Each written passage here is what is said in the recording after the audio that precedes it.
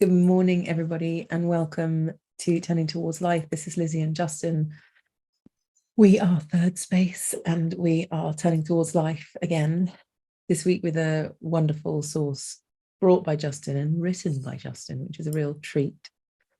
Thank you, Justin, for being willing to bring things that you write. And if you're new here, you are extremely welcome. We bring all kinds of different sources: poetry, writing, bits from the middle of a book, bits that we found somewhere on the internet or whatever, and then we talk about them and see what emerges between us. So you're very, very welcome here. Maybe you're listening on a podcast, or maybe you're here on Facebook. Please feel free to interact with us in whatever way you would like to. You can email us, Lizzie or Justin, at turningtowards.life, and in the comments on Facebook as well, you're very welcome to comment, and we normally respond and have a little conversation, which is very lovely. So thank you for all the people who have contacted us already and given us feedback on what it's like to be part of this listening, participating community. And we look forward to anybody who wants to reach out and say hello. And Justin, thank you again for this source. And yeah, I'm just grateful that this is a space where we can kind of receive the things that we've boiled up in ourselves and made. So yeah, thank you. Oh, you're welcome, Lizzie. I'll say a little bit more about how this source that I wrote is landing back and receiving it back in my life at the moment Yeah. when we get into it. And thank you for the way you introduced us. I wanted to add an encouragement to everyone who's with us. You may, of course, only experience Lizzie and I through Turning Towards Life, but we are an expression of a wider collective of people who are up to, I think, some really wonderful and needed things in the world. Thirdspace. So you're always very welcome to head over to wearethirdSpace.org, where you'll find not only Lizzie and I, but some other people and some resources of many kinds, including the kinds of work and offerings that Thirdspace gets up to in the world. And Lizzie, when we gave birth to this project together, this conversation, one of the things that we were trying to figure out how to do was how to tell people about Thirdspace. And we decided that instead of telling people about Thirdspace, we would just get on and do what Thirdspace does as best we could in the kinds of conversations we have with one another. So there's a very strong sense of it always in Turning Towards Life. But there are some exciting things coming up in the Thirdspace world, including our year-long professional coaching course, which is an absolute wonder and a joy in so many ways. And that's coming up. We're recording this in April 2023.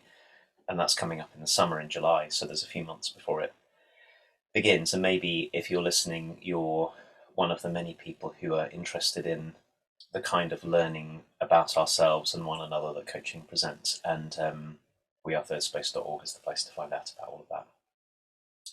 So this source, the sources are always on the Turning Towards Life website. They're always in the notes on the podcast versions. They're always on our YouTube channel, and they're always in our Facebook group. And if you want to get a sneak peek of the sources a few days before, the Facebook group is the place to be, as we tend to post these on a Friday and then have this live conversation on Facebook on a Sunday. And this one, Lizzie, you'll know that for quite some years I did a lot of writing. Been doing a little bit less recently, but published very often. And on the website that I set up for writing, it's been such a gift for me sometimes to go back and find something that an earlier me wrote that is now a gift to the me of now, which is the way I like to think about it. Of course, there's a sense in which I wrote this, but actually what I think happened is that somebody else wrote this, and that somebody else was me then, who's also me now, but also not. And then it comes down through time and it arrives. And we'll get into talking about this when we talk, but I needed to find this one for a wider set of circumstances that have appeared in my own life. It seemed very useful for me and other people, so I thought I'd bring it to us. And it's called Losing It. This morning after swimming, I overhear a conversation between two men who are sitting by the water. One has lost his sunglasses on an earlier swim and is quite distressed. They were expensive. Armani, he says. I paid a lot of money for them, and they're the third pair I've lost this summer. He's too agitated to be present with his friend, who, after some minutes of listening, says, "You seem really shaken up by this. Too shaken up even to really be interested that I'm here with you. You're saying the same thing over and over again. But," and here he pauses, "tell me something. Did you enjoy having them? Did they bring you pleasure? Because although you've now lost them, for a while you did have them too. For a while you did have them, and having them while it lasted was a gift. And at that moment, it occurs to me that this is true for everything, for all of us. We wail and fret about what we lose, and rightly, because our loss is so often a source of suffering for us. But we will all lose our sunglasses eventually, just as we will lose all our possessions, our friendships, our bodies, and everything we know. And because losing is terrible and difficult to bear, we can spend our lives fretting about what's yet to lose, and clinging madly to it, or being consumed with longing or remorse for what we've lost. And all the while forgetting that for a time we did have all of this, and missing the wonder that there is anything at all, sunglasses, friendships, work, life, worth having enough that its loss matters to us in the first place. Losing it. This morning after swimming, I overhear a conversation between two men who are sitting by the water. One has lost his sunglasses on an earlier swim and is quite distressed. They were expensive. Armani, he says. I paid a lot of money for them. And they are the third pair I've lost this summer. He's too agitated to be present with his friend, who, after some minutes of listening, says, "You seem really shaken up by this. Too shaken up even to really be interested that I'm here with you. You're saying the same thing over and over again. But," and here he pauses, "tell me something. Did you enjoy having them? Did they bring you pleasure? Because although you've now lost them, for a while you did have them too. For a while you did have them. And having them while it lasted was a gift." And at that moment, it occurs to me that this is true for everything and for all of us. We wail and fret about what we lose, and rightly, because our loss is so often a source of suffering for us. But we will all lose our sunglasses eventually, just as we will all lose all our possessions, our friendships, our bodies, and everything we know. And because losing is terrible and difficult to bear, we can spend our lives fretting about what's yet to lose and clinging madly to it, or becoming consumed with longing or remorse for what we've lost. And all the while forgetting that for a time we did have all of this, and missing the wonder that there is anything at all. Sunglasses, friendships, work, life, worth having enough that its loss matters to us in the first place.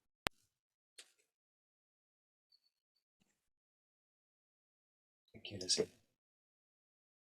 I'm just in this moment enjoying what it's like to have words that I've read a number of times, and I read to myself as I wrote them, read back to me. Thank you. Well, I'm bringing this morning because I'm involved in a community that is having to face the loss of someone who's been very important in the community who's moving on. And I wanted to have a way to talk with myself and to talk with other people about where it might be possible to stand in the midst of it.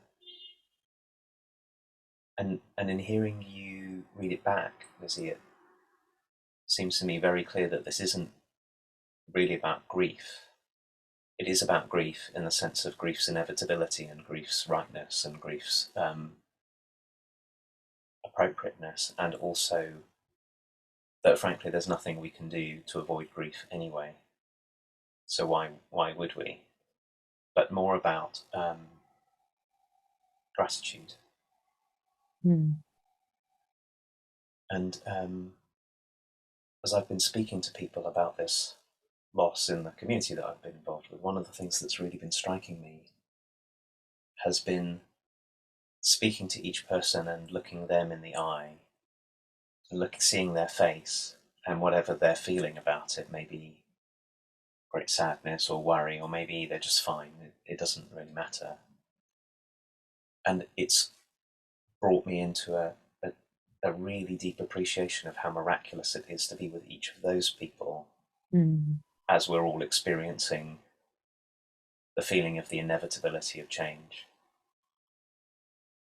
And it's really quite something, I'm finding it really quite something to feel how unlikely it is, as we're having all these conversations, that any of this is happening at all. That there are people, and that we have language, and that we can even talk together about what it's like to feel the loss of something and someone that we may not want to feel the loss of, and our sense of trying to stop change from happening even as it's happening, and as it's, that really ordinary feeling of I wish things would remain the same. I'm finding that this orientation is letting me be with all of that and not in any way try to deny it, because I don't want to do that. I don't want to minimize what it's really like to be in the midst of the bigness of life. And then there's another deeper something in me that is feeling an enormous amount of awe and wonder that we humans can encounter the possibility of loss and losing, and be on the other side of our losses with whatever it is, and be present to it, that it doesn't have to involve us disappearing or running or checking out or desperately holding on in order for the deeper miracle of life, with all of its light and shade and loss and laughter and tears and pain. And so somehow in me at the moment, encountering a big change that I've got some responsibility to respond to is awakening me to the something that's underneath all the change that's happening all the time. And that's really helping me not treat keeping life the same or avoiding loss as if that were the only way to be alive that would make sense. Mm. That's the thing that sort of feels like it's bubbling up in me. Mm. Oh gosh, it's so big, isn't it? I'm in one of those positions in the inside, Justin, where I've got a thought that's really hard to say. In response to what you've just said. And it's something like, and this might be an occasion where you have to really try and understand me and then say it back or something.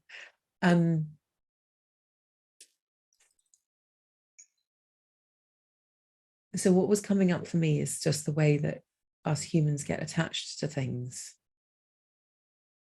and how in the dynamic of attachment, and this, which kind of manifests as not wanting things to change, we want, I can feel all the parts of me that are like, I want things to stay the way that they are unless I want them to change. So in that dynamic of attachment, this loss thing is really scary. But what if I never got attached in the first place? Like, who would that make me? So, your part of your writing is like fretting about what we lose. Like, if I just fretted about what I was going to lose all the time, maybe I wouldn't even get attached to anything. Like, if loss was too unbearable to me, which it is too unbearable to me, but if it was too unbearable, I wouldn't even get attached in the first place to anything. So what I'm feeling into is this kind of vein of gratitude that you're talking about. Maybe that's part of what allows me to get attached in the first place, and to actually be a participant in life in a way that is life-giving and life-making and enlivening. Because I can also find the part of me that goes, oh no, that's too much. If that went wrong, I would just be done for. So I can't even get involved in the first place. I'm just going to let that one pass because I can't deal with the loss of that if it ever came to pass, because I could see how attached I could get. I could see how deep I could get in. And I'm feeling very curious about the kind of the antidote that gratitude might be to me avoiding getting involved in the first place, because it would be too unbearable to lose the thing that I'm wondering about getting into. And that maybe there's something in what you're saying that both enables me to cope with the loss at the time and handle the grief in a way that gratitude is also present, as well as the multitude of things that happen inside a grief-filled heart.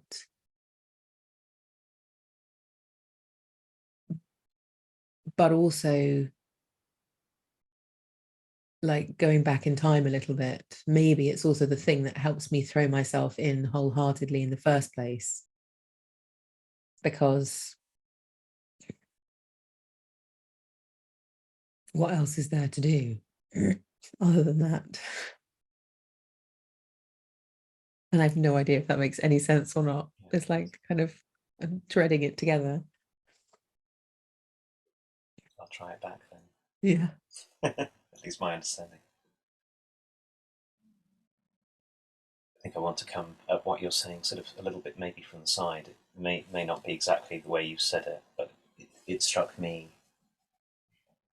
that almost anything, we can take almost anything as a way of trying to avoid life as it is. So one thing we can do is we can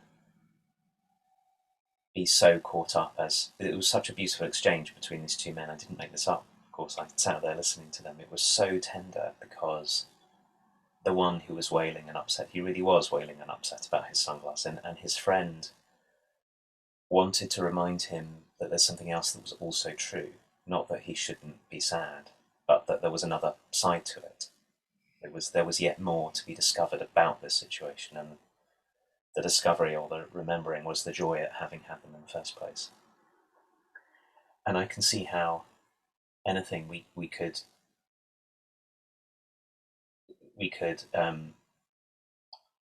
live a life where we were so attached to everything, and I've certainly done this.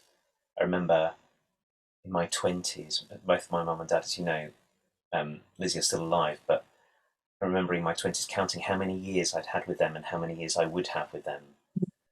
And I could feel how my counting was a way of trying to shore off the loss. At least if I count, I'll have some kind of measure of control. You know, of course, I didn't know how many years, and I still don't. None of us do.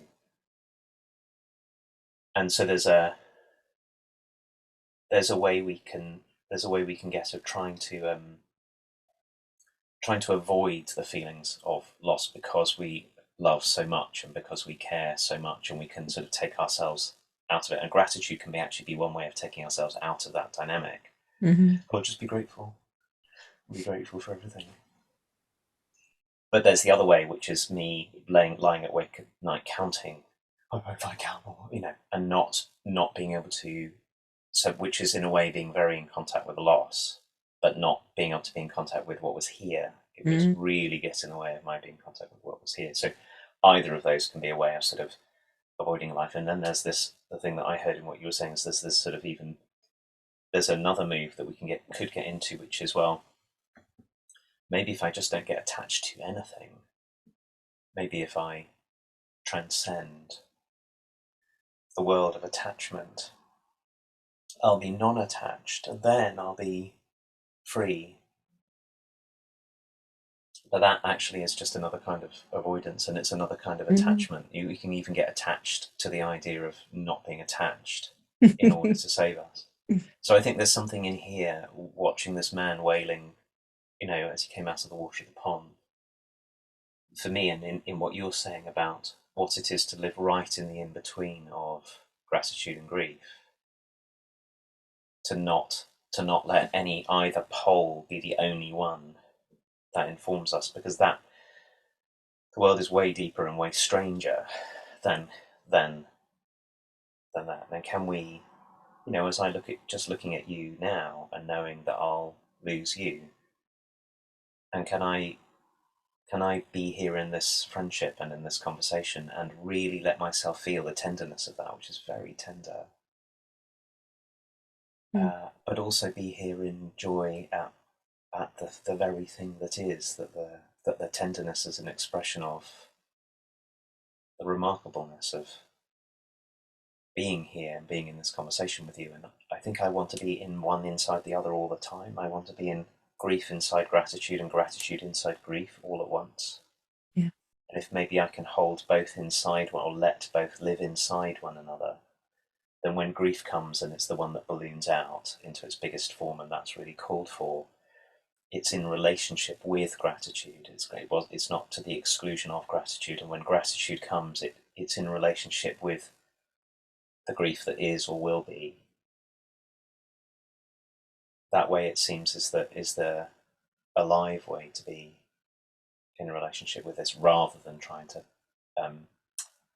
find a get out clause Mm. for many of these difficulties. I just remembered something that I listened to on a podcast the other day, and I'm going to be terrible because I can't remember the names and everything. But anyway, I think it was on the Late Show. This podcast was talking about the Late Show when Stephen Colbert was the presenter, and he had an actor on whose name I've forgotten, but I think it's like Andrew something. And this actor's mother had recently died, and Stephen Colbert said, I know you've suffered your own grief recently or something. And the actor started crying. And there was obviously some kind of whoops kind of look on Stephen Colbert's face or something, because it was just the audio that I heard. And he said, no, no, no, it's really okay that I'm crying.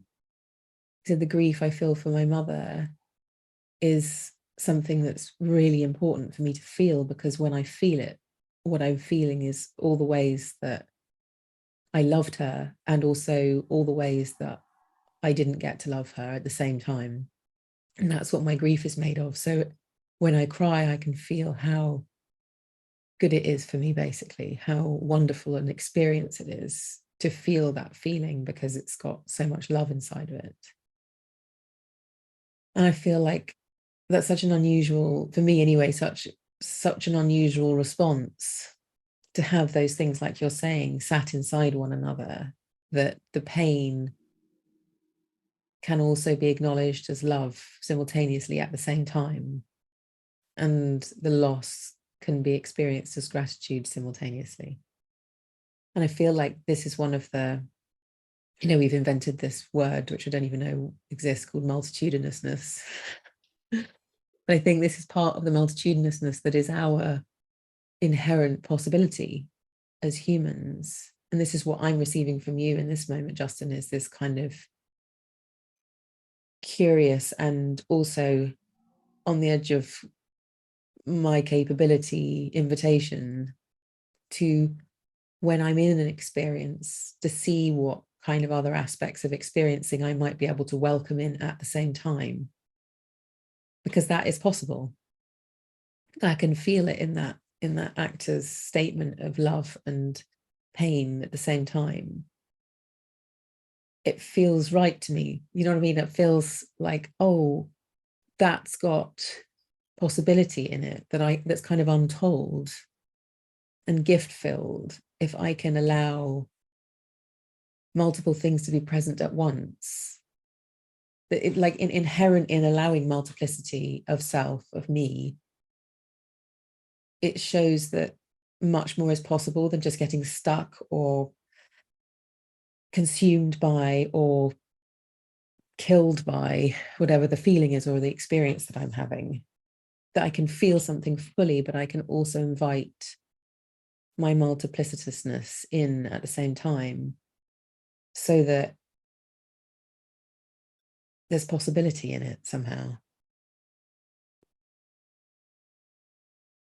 Yeah, I'm so touched by that way of talking about it, Lizzie, which is, of course, a theme that we have circled round to many, many, many times. I remember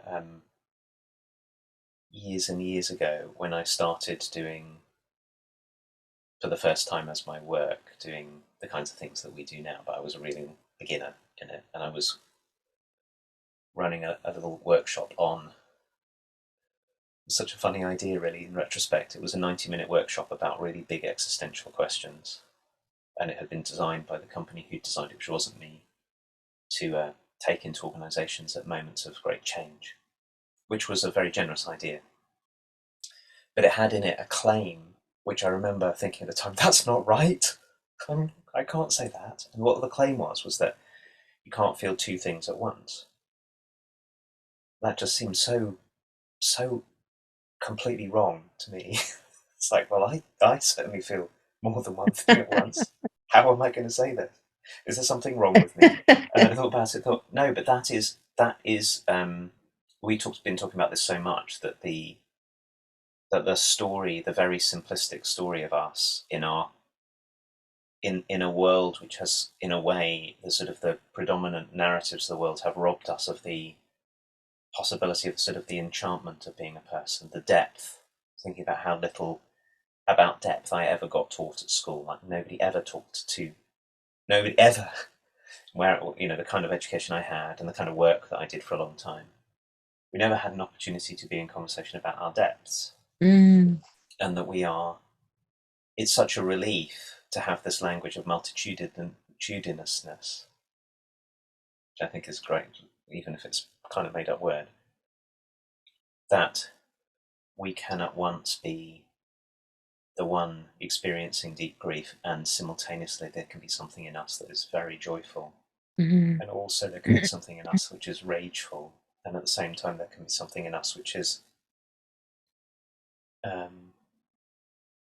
in a sense of awe and wonder at our existence, and that beyond and beneath and through all of those different multitudinous parts of us is something with untold depth that is not even any of those things. And I think we've had that story. It is not very present in the world right now, and it could really do with being very present in the world, because I think it would also help us with lots of other things that are difficult, that are calling for our attention. And here it is, right here, in losing your sunglasses, or losing a person, or losing a relationship, or losing some work, or losing any of the kinds of losses.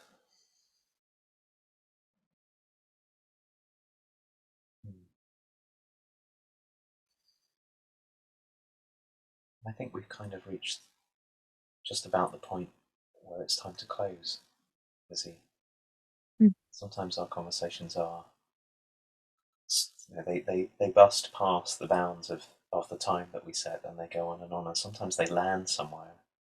And I wonder if it seems true for you that this one has landed right in a really important spot, but maybe there's something else to say.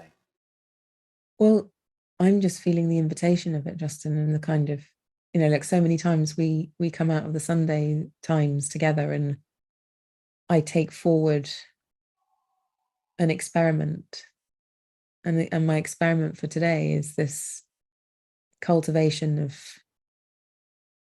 more than what I think I'm limited to now in my experience of something.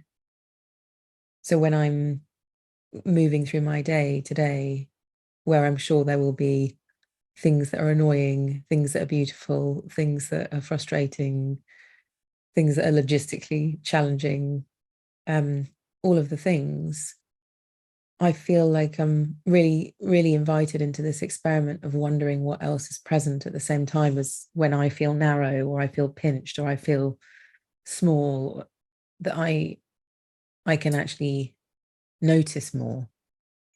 I think that's the thing that's really opening for me, is that I know about noticing. I know that if I sit and talk to you and we actually look at something clearly and quietly and slowly, I will see more, because we're looking at it more than I saw before, even though I was with it, because it was my experience for maybe weeks before, months before, years before. So I know it's possible. And I feel really drawn to experimenting with that in like a very everyday way. Like, what else is here other than the thing I'm experiencing? And can I welcome that at the same time without pushing the thing away that I'm, or denying or being positive or something about the thing that I'm experiencing now? Can I also cultivate, bring in, invite more of my experience in, because there's more going on than the thing that I've narrowed myself into? So yes, I think that's the kind of the landing point for me in the kind of culmination of this little conversation. What a beautiful experiment, beautiful practice. I'm going to take that into my day too. Yeah. Which is a day with many conversations to be had and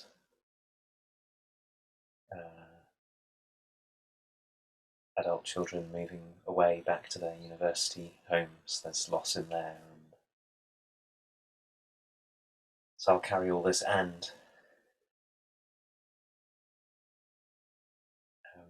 as I go, I'm so enjoying watching you being handed lovely drinks. Refreshments. Well, thank you, Lizzie, as always, for being in the depth of this conversation. It's a real marvel to me that 5, but also not a surprise. It's like both at once a marvel and simultaneously not a surprise.